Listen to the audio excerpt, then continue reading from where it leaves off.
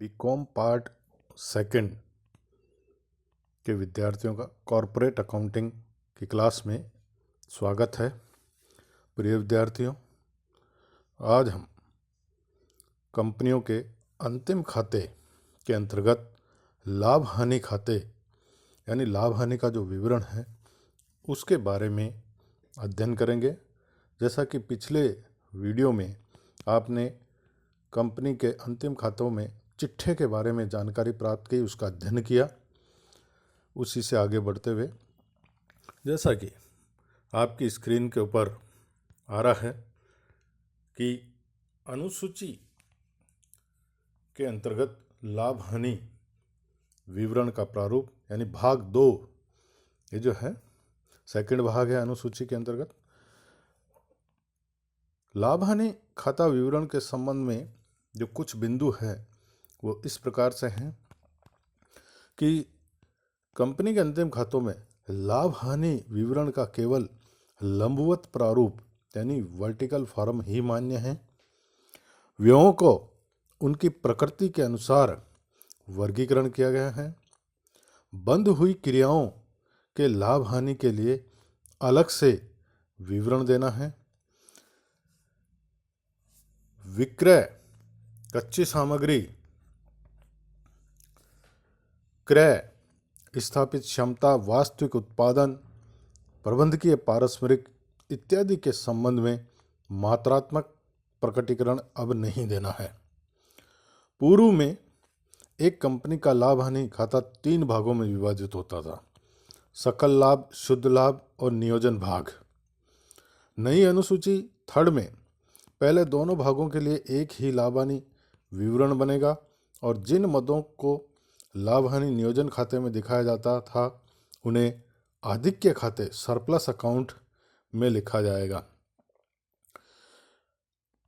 एक और बिंदु जो है कि अब लाभ हानि विवरण का शेष चिट्ठे में आधिक्य यानी सरप्लस के अंतर्गत लिखा जाएगा और लाभों में सभी प्रकार के नियोजन और हस्तांतरण यहीं पर किए जाएंगे। इस विवरण में दिए गए विशिष्ट निर्धारित प्रकटीकरण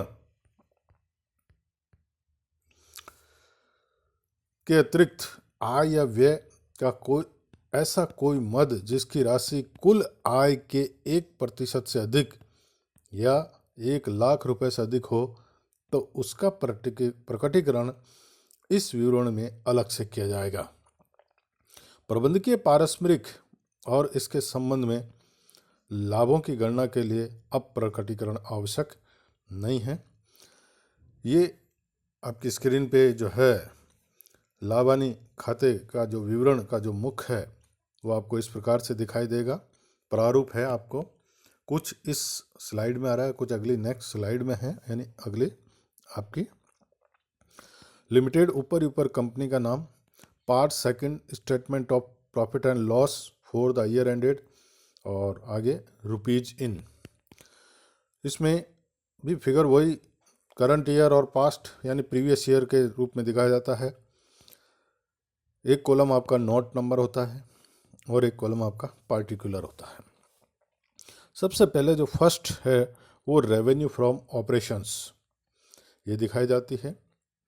दूसरा अदर इनकम, तीसरा टोटल रेवेन्यू 1 प्लस सेकेंड करके अभी जो आया revenue from operation and other income, इन दोनों को जोड़ करके।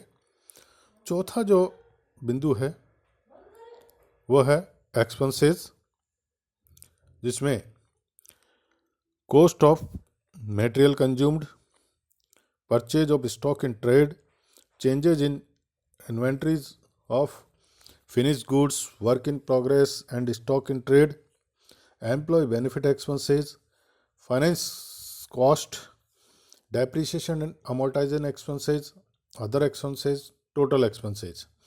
पांचवा जो बिंदु होगा इसमें जो आपकी स्क्रीन पर भी है, profit before exceptional and extraordinary items and taxes, यानी 3 माइनस 4th 5th आइटम्स आ जाएगा।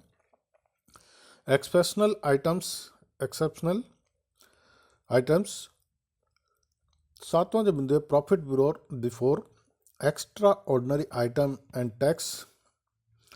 फिर एक्स्ट्रा ऑर्डिनरी आइटम्स। फिर 9th पॉइंट जाएगा profit before tax, tax expenses जिसमें current tax, deferred tax.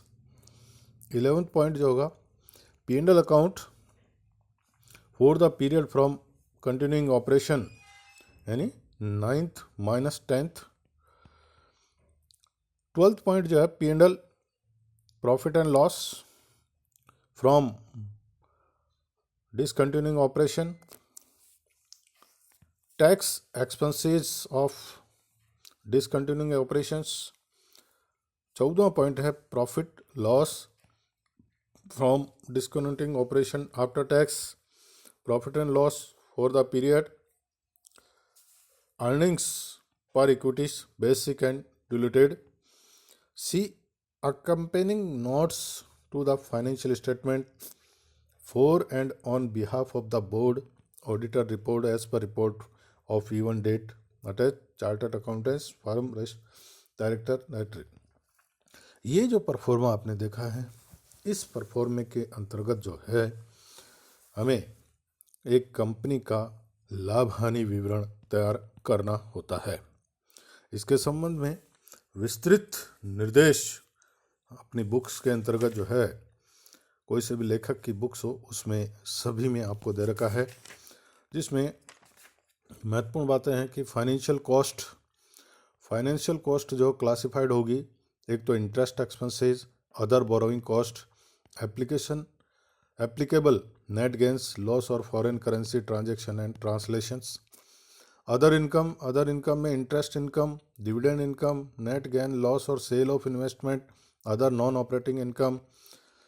Additional information के अंतर्गत एम्प्लॉय बेनिफिट एक्सपेंसेस, जिसमें salary, wages, contribution, provident fund and other funds, expenses on employee stock option scheme ESOP, employee stock purchase plan ESPPP, staff welfare expenses आदि, depreciation and amortisation expenses, any item of income of expenditures which exceed 1% of the revenue from operations or 1 lakh, whichever is higher, interest income, interest expenses, dividend income, net gain loss। ये बहुत ही लंबी चौड़ी जो है list है additional information के अंतर्गत, जिसको आप केवल पढ़ लें और समझ लें ताकि ये लाभ हानि विवरण बनाने में हमें सुविधा हो।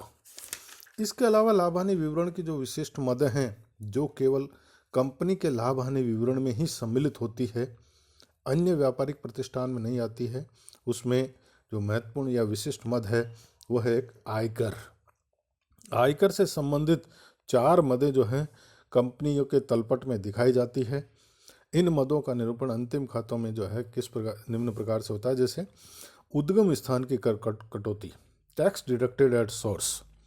आयकर अधिनियम के अनुसार वेतन, ब्याज आदि का भुगतान आयकर अधिनियम में उल्लिखित दरों को से उद्गम स्थान पर ही कर काटकर ही भुगतान करेगा और ऐसी कर राशि को प्राप्तकर्ता के नाम से सरकारी खजाने में जमा कराना होगा। प्राप्तकर्ता इसे अपने कर निर्धारण के समय या तो वास्तविक कर राशि से समायोजन करेगा या वापस रिफंड ले लेगा। जैसे ब्याज, इंटरेस्ट चुकाया जाता है, ऋण पत्रों पर ब्याज चुकाया जाता है, तो उस पर जो है TDS काटा जाता है, उसकी एंट्रीज जो है होती हैं। इसके अलावा जो दिखाई देता है कर का अग्रिम भुगतान, एडवांस पेमेंट ऑफ टैक्स। आयकर अधिनियम के अनुसार प्रत्येक व्यक्ति को अपनी आय और उस पर कर का स्वयं का अनुमान लगाकर उसी वित्तीय वर्ष में सरकार के पास जमा कराना है, जबकि उसका वास्तविक कर निर्धारण आयकर विभाग द्वारा अगले वर्ष किया जाएगा। इसे ही कर का अग्रिम भुगतान कहते हैं। और इस राशि को करदाता वास्तविक कर निर्धारण पर आयकर की राशि समायोजित करेगा। इसे चिट्ठे में करंट असेट्स शीर्षक के उपशीर्षक अदर करंट असेट्स में दिखाया जाएगा।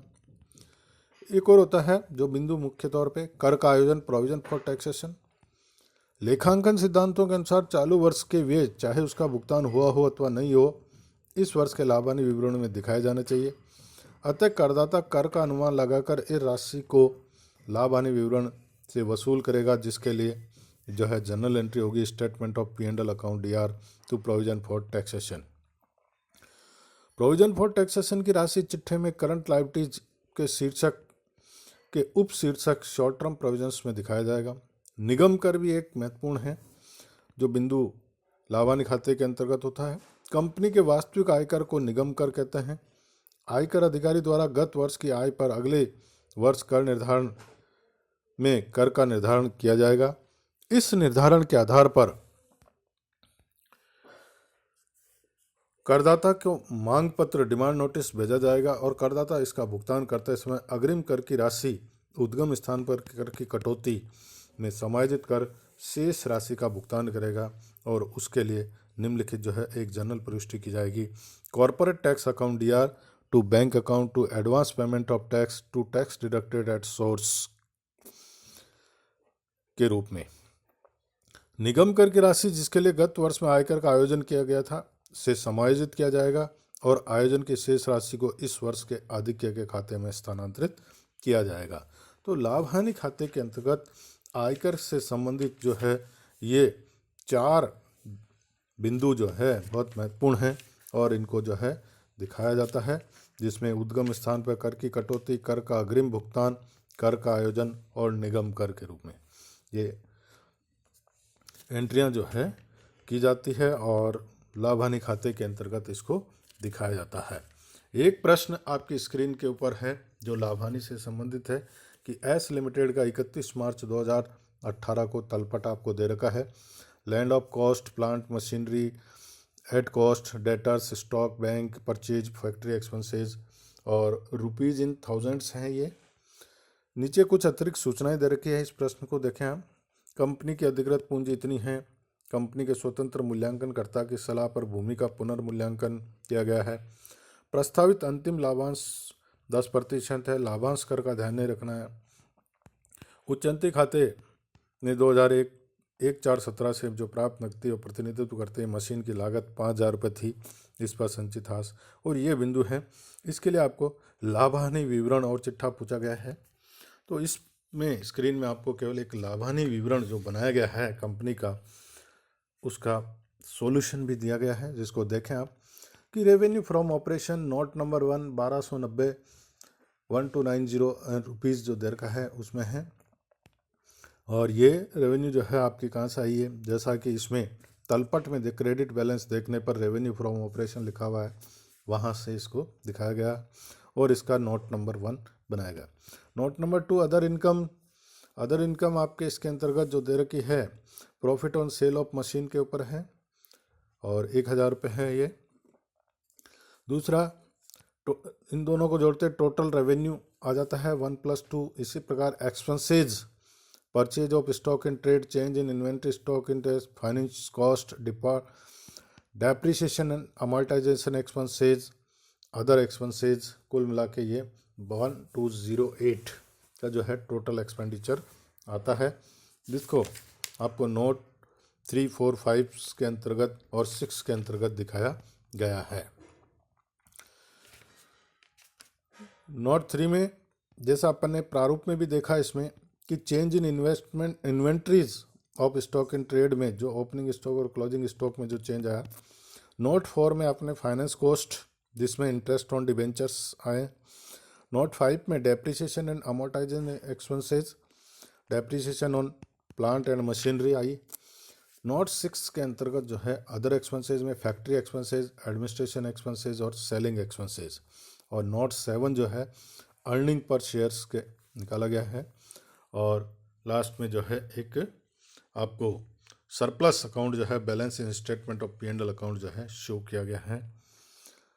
तो इस प्रारूप में, इन प्रारूप के अंतर्गत जो है लाभ हानि विवरण बनाया जाता है।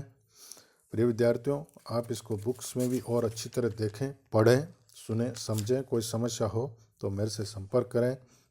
धन्यवाद।